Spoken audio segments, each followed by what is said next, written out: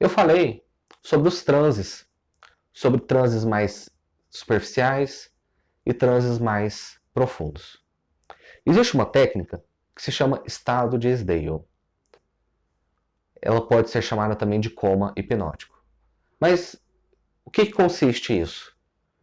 O estado de Sdale acontece quando você aprofunda tanto o paciente que ele simplesmente desliga o corpo. Ele parece que vai estar dormindo, mas não. Ele continuará te escutando, só que simplesmente ele decide não responder mais.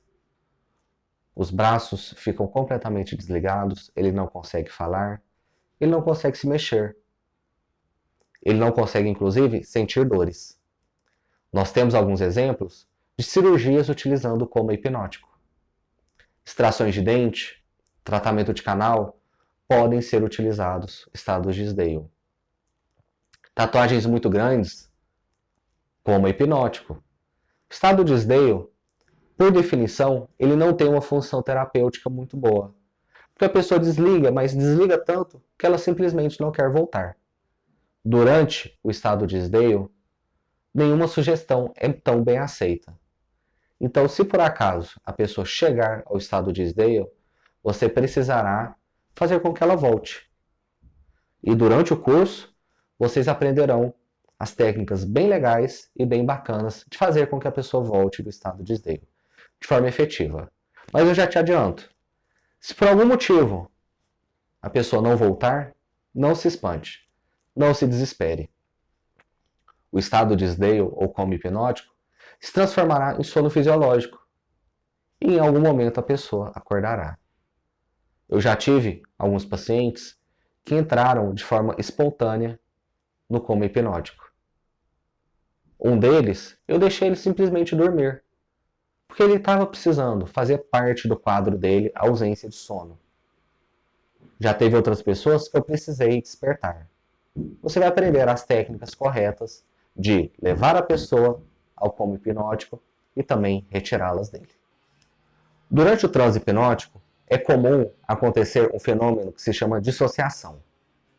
A dissociação, ela é natural e faz parte do transe.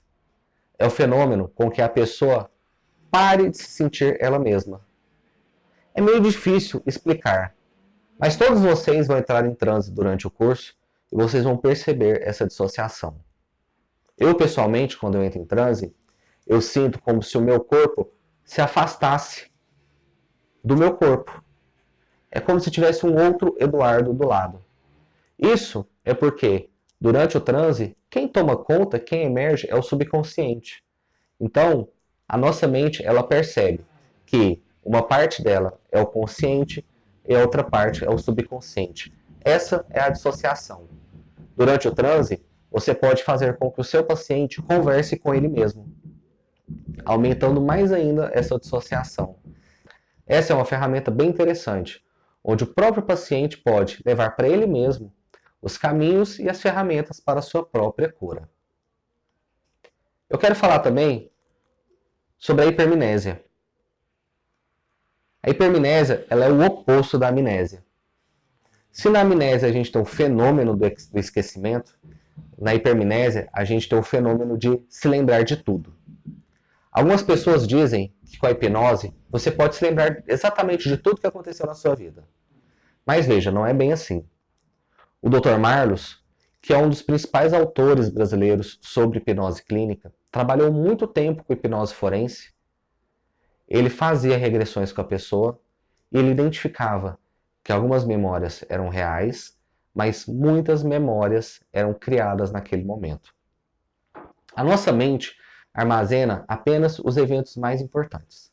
Por exemplo, lembre-se agora do que você almoçou ontem.